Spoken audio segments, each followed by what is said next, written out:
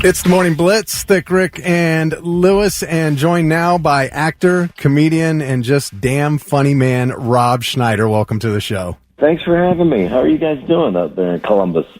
You know, it's a rainy, gloomy day, but other than that, it's almost Thanksgiving, which is a holiday where you just eat food, watch football, and is it get any better than that?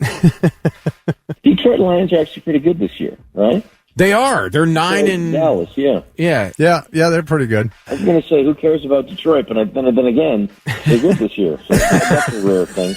I just remember because I was watching ESPN a couple days ago. Funny thing, Rob, speaking of football, first time I ever saw you was in the movie Necessary Roughness. And, you know, you did the radio play-by-play for the football team. And, man, I became an immediate fan. And I said to my girlfriend, I said, man, I wish he did real football games like this. It would be hysterical. I would do that.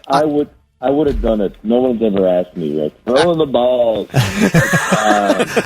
I wouldn't even care who was playing, man. I'd still watch. So no good. You've done so many characters over the course of your career. Do you have a favorite that you look back on? I mean, you can say all of them, but I mean, do you have one that you were just like, yeah, I nailed that one? Well, the one that I got probably the most crap for was really, really funny. Was the guy, the Asian minister in Chuck and Larry. I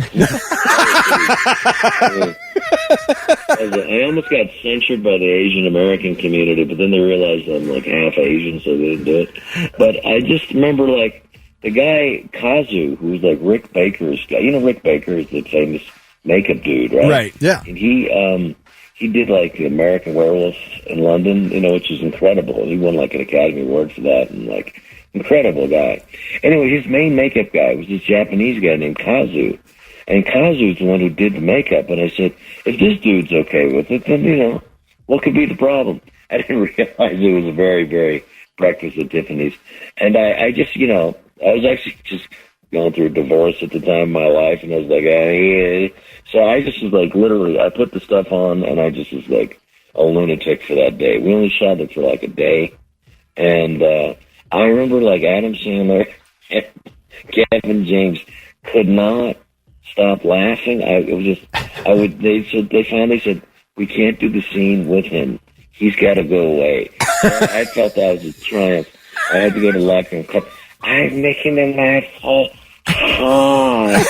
You know, and Kevin James was just like, he just couldn't keep it together. He was really angry at himself and me. And then Adam just, like, would look at me and just start busting out laughing. And, like, finally, I just said, I broke both those guys. And they literally, I never had to leave a scene before that I was in because people were laughing so hard. And it's just a combination of the makeup, and I was such in a goofy mood.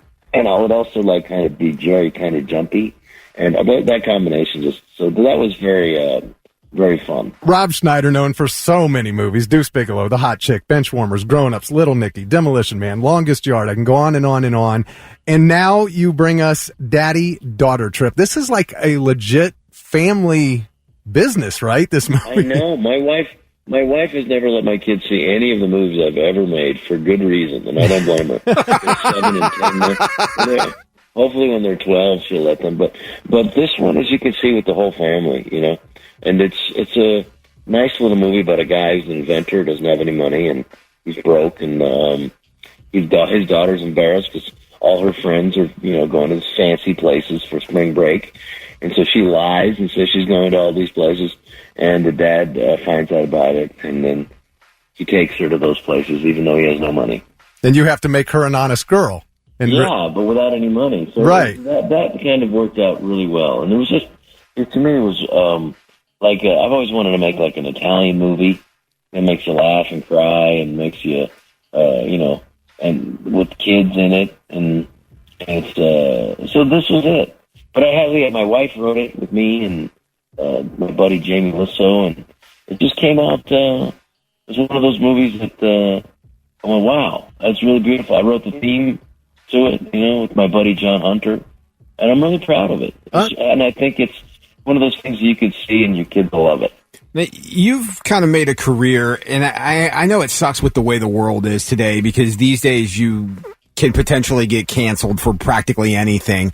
But you've had I such... don't worry about that anymore. That's why I don't work very much. Good. I'm glad to hear that. No, but do you miss the time when you could just make, and please don't take this as an insult, stupid comedy just to make people laugh and forget about life for a while without people reading so much into it and taking offense to everything?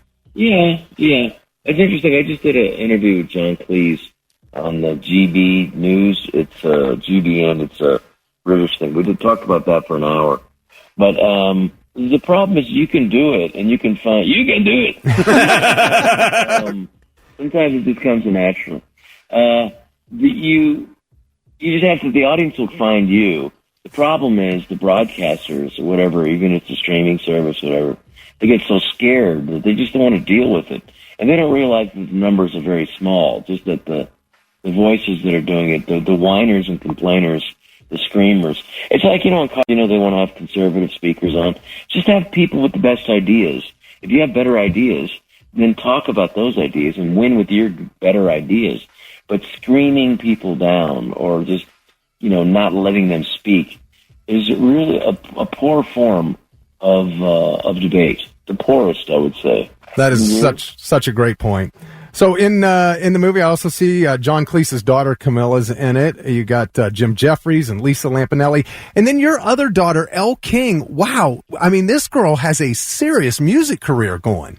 Yes, she reminds me of that all the time. Dad, I'm more famous than you. Dad, I am. She's from Columbus too, by the way. Yes, She grew up there. She went to the Columbus Academy. They don't brag about that. No. Where's she at? Nashville now, right? Yeah. And she's doing good. She's got her grandparents are all the way. It's a great place to grow up, Columbus. Yeah. It's Columbus is one of those cities that's like, if it works in Columbus, it'll work anywhere. Those are real Americans there. That's America, and that's why they try all the fast foods and stuff there. We're the test city for everything. If the McRib doesn't work in Columbus, that's because it's a piece of crap. It's a bad idea. Hang on. You're potentially insulting the McRib. You realize there are people out there that think that is a real rib sandwich. I know. Well, it's a great idea. It just hasn't been done well. You know who does it, though? The Korean barbecue. They've nailed the McRib. They haven't put ribs. They don't call it Mick. They just call it ribs. They keep calling it Korean barbecue. Well, I have seen the trailer for Daddy-Daughter Trip, and I am really looking forward to the movie. I think it's probably going to be one of those movies that every parent needs to watch with their kids. Thank you. It's on DVD. You won't be able to leave Walmart without seeing it by the cash register. That's the deal they have with me. You'll see my face in that stupid wig. And then it's also for digital downloads. You have it, like Amazon download. You can do it. Watch it this Christmas with your family. I know you did a comedy tour a few years back. Are you going to go out on the road and do stand-up anymore? I'm doing it for another couple of months, and then I'm going to take the year off next year. I'm burned out, and it's been fun. I've really enjoyed it. At Fox Nation, we did a nice comedy special, and then that's on there, and it'll be available on my website probably in June.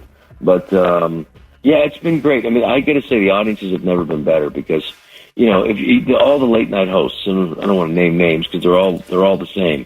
They're interchangeable. The jokes. There's nothing for people. You have to challenge the party in power, and that happens to be the Democrats. And so you want to talk about the craziness that's happening in our culture. That's why I think live performance is better than anything, because TV and even streaming services, they're not offering anything different.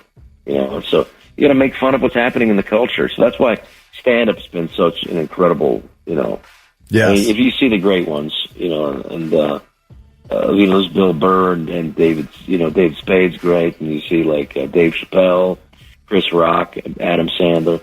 I mean, these guys are just a blast to watch right now. I think it's the most bang for your buck time, and I put myself in there. I think I'm doing pretty good, too. Yeah, I was going to say, I think you're one of the great ones, too, Rob. Thank you so much for spending time with us, and best of luck with the Daddy-Daughter Trip. Everybody check it out. And, hey, have a great Thanksgiving, man.